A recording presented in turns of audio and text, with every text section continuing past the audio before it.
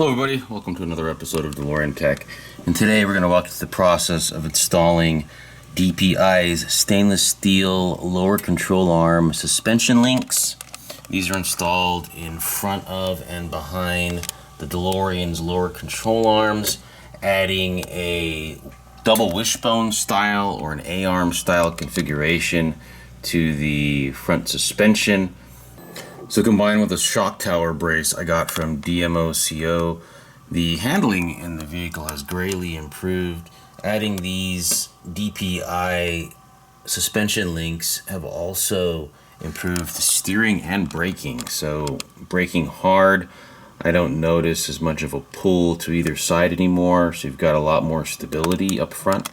So you've got heim joints at the ends of each rod here, and you've got jam nuts that can be loosened, and you can adjust the length of the entire assembly by turning the adjuster rod in the middle there, that stainless steel rod, turnbuckle style, in order to increase or decrease the length on either side here. And what that could do is help improve front end alignment as well. So I did a lot of research on these before buying them. I know there have been other solutions out there for the DeLorean, like the brackets that are available out there. These ones are a bit more expensive, but these are a legit suspension linkage system. It really depends on your budget, but I would really recommend getting something like this for the front of the car.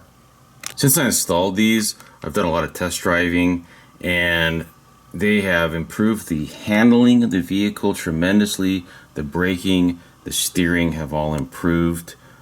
The next time I go for an alignment, I'm going to have them adjust the lengths of the links in order to fine-tune the front alignment of the car. They're also fairly easy to install, as you'll see in the video. So if you have any comments, questions about this installation or this product in general, just drop them down in the comments and I'll go ahead and respond to those. Okay, so here's the unboxing video.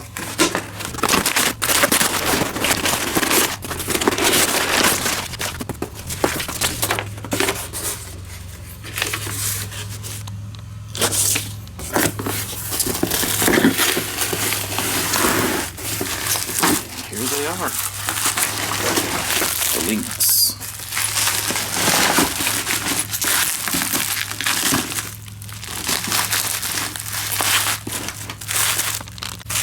Alright, so here is what one whole entire set looks like. You get the heim joints here. These are stainless steel, and these are the bolts that you use.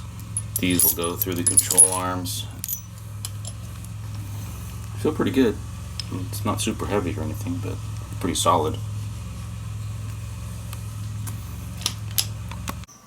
Okay, so here's the completed assembly of the spec lower control arm support links. So this is the lower control arm pivot bolt right here, and this is the lower control arm shock bolt.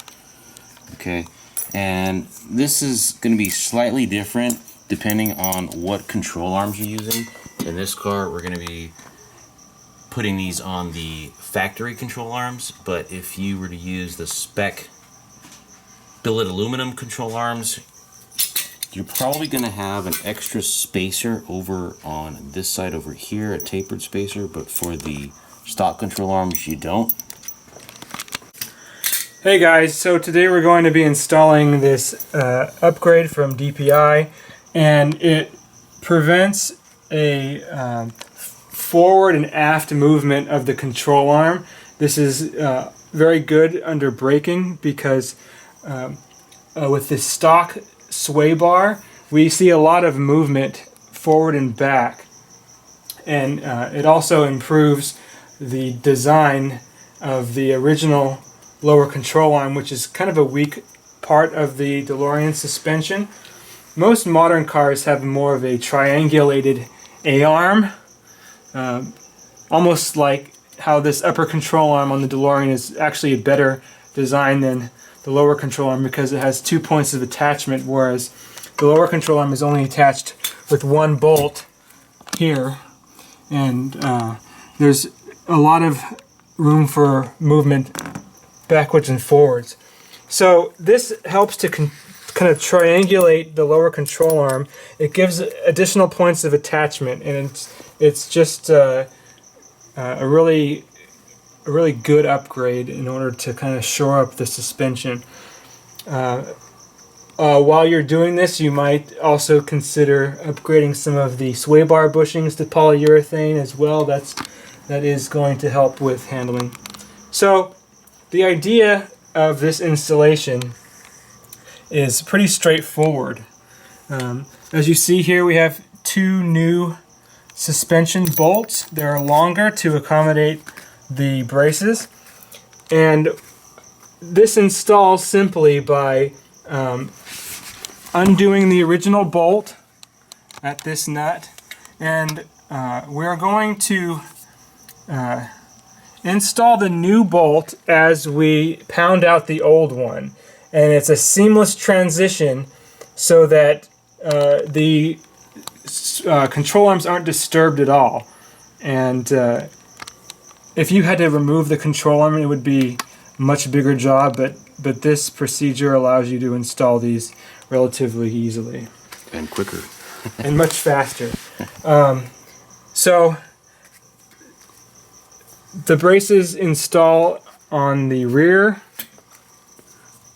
of the control arm pivot, and then they also attach to the shock mount. And then you have that kind of more triangulation of the control arm. A point of caution: when you are ready to retorque the main bolt, the pivot bolt, you're going to want to do this with the suspension loaded, meaning on the ground or on ramps. The way that the bushing is designed, it's designed to be torqued under load.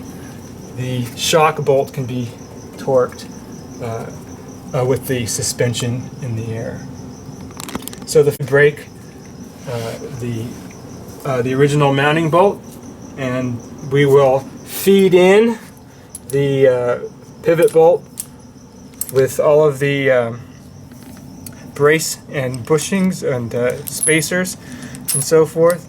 And once we have the bolt through to the other side, then we can place all of the second brace.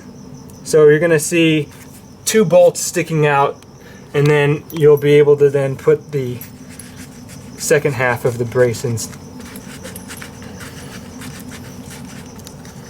So make sure you keep all of the orientation of these spacers intact so that you don't make a mistake. Take a picture of them, and make sure you get the order correct. So I'm just going to keep this second half kind of just sitting here so that I can see the order. Tapered spacer, big spacer, washer. We have a tapered spacer, and then a spacer, and then we see the same mirrored on this side. As you can see, this is the shock end, and it has a wider spacer to accommodate all the geometry that we're trying to keep intact. Alright, and I'm going to put this nut on here so that that stays in, and we're going to work on installing this side first. We're going to tap this bolt through as we push the original bolt out, and then we'll do the same for the shock.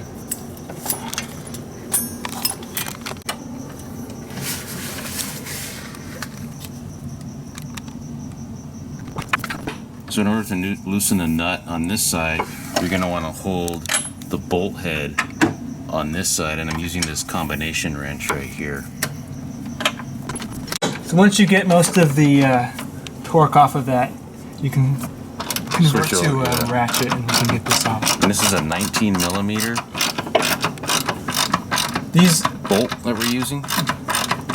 you can also use a 3/4 if you have standard. Interestingly enough, these main suspension bolts are actually SAE which is odd because everything else is metric. Yeah.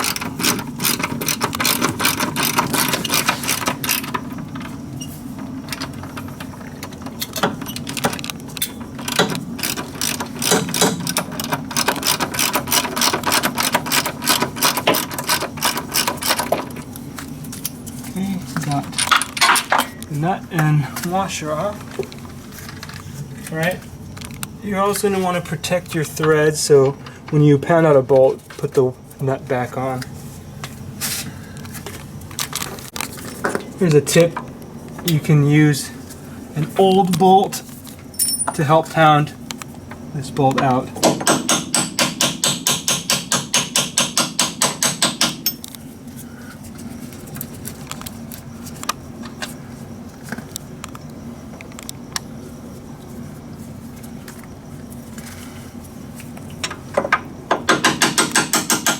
So now we're ready to put the new bolt in.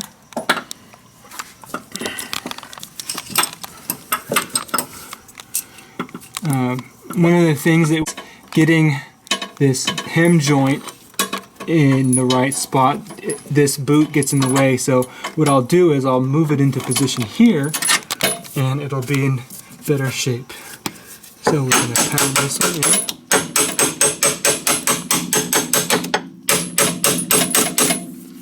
Move that back a little bit.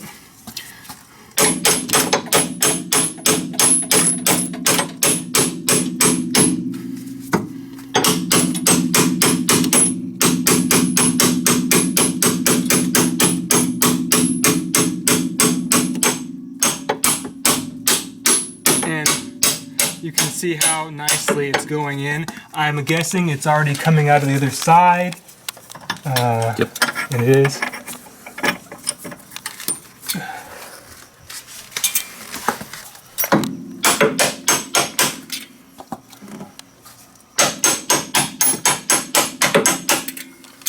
Use that other bolt again. Tap.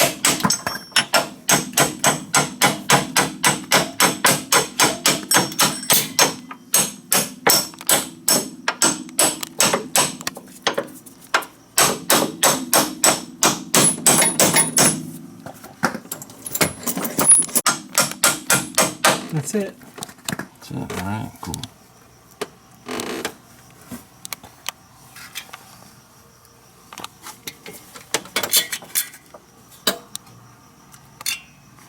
So there's the completed bolt right there in position. Now we're ready to do the same thing with the, the shock. Something that you're going to want to do is relieve the tension on the shock and the control arm. We have to pound this bolt out and it'll be too hard to do that. So we're going to bring a jack over. We're going to move it up just a little bit to relieve some of the tension, and then we'll be able to pound that bolt out.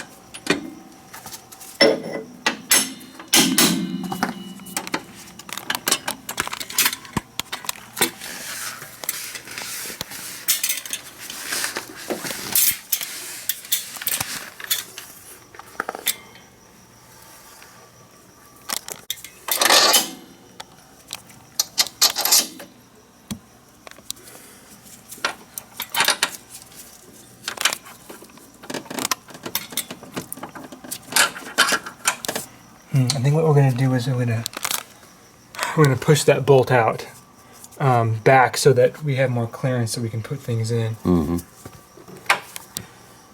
Can you get the hammer over there? Yeah. So we backed out this bolt right here a little bit just to be able to clear the AC compressor hose. And now we're installing the brace itself.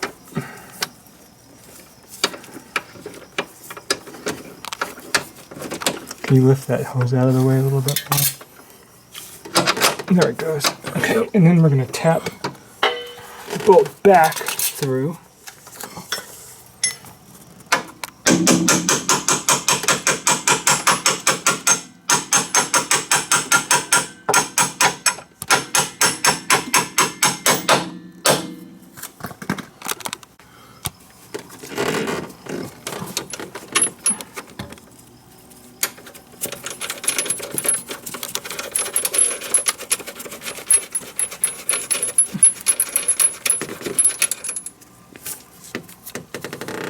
So when you're doing the passenger side, you just gotta make sure that this hose is out of the way.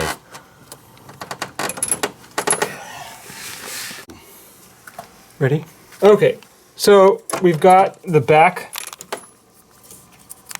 nut started, and as you can see, these are really cool because you can adjust the length so that everything matches up. So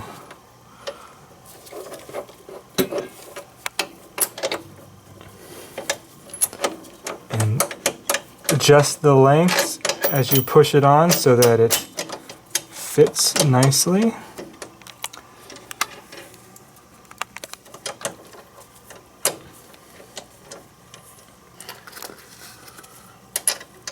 And then we have the nuts.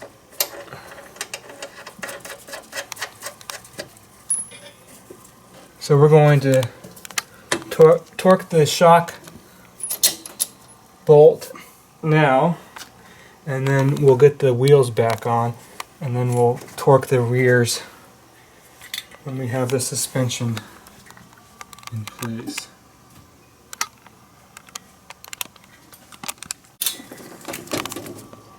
Going the right way.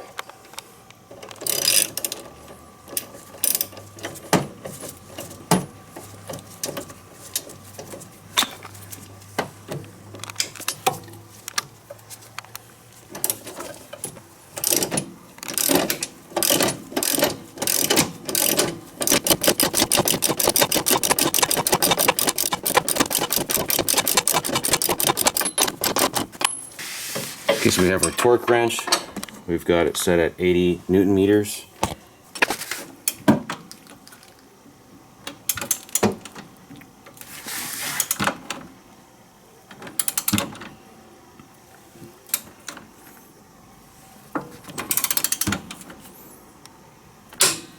That's it. So we've got our pivot bolt tightened up completely, but not tightened and torqued yet. We're gonna drop the suspension, get this car on the ground, and then we'll do the final torquing. So here's the driver's side.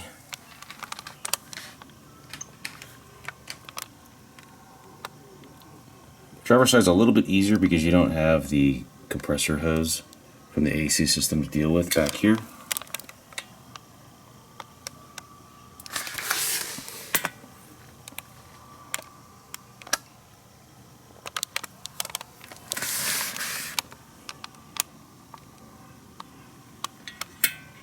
So what we're going to do is we're going to put the wheels back on the front of the car, drop the car down, and then torque the rear pivot bolt back there to 80 Newton meters. Okay. Alright, so we've got everything all on. We're going to torque the back nut as soon as we get the car lowered, but we need to make sure we firm up these jam nuts on this adjuster rod here so that we don't get any movement. This happens to be a 24 millimeter.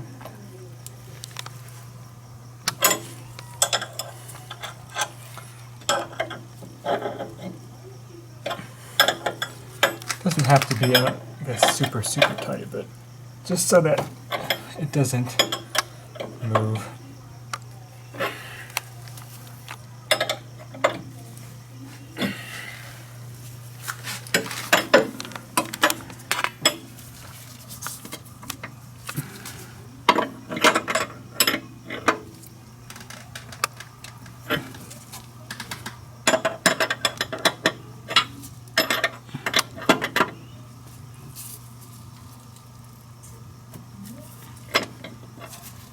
All right. So we've got the wheels back on, and we're gonna put the car up on ramps in order to access the pivot bolt. Okay, so we got the car up fully on the ramps. So we want to torque it from the nut if we can. So if you can get an extension that will fit in this space right here. So while he's torquing the nut, I'll be holding the bolt head on this side right here.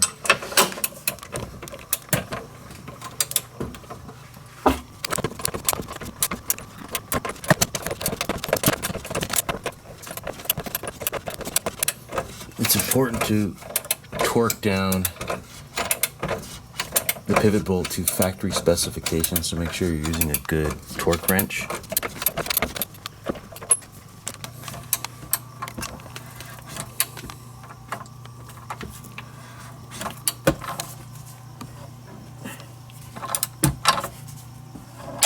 There it goes. So on the passenger side, it's going to be a little bit more challenging because you have, again, the low side compressor hose that's kind of in the way. You're just going to make sure you're clearing it and that you don't damage it.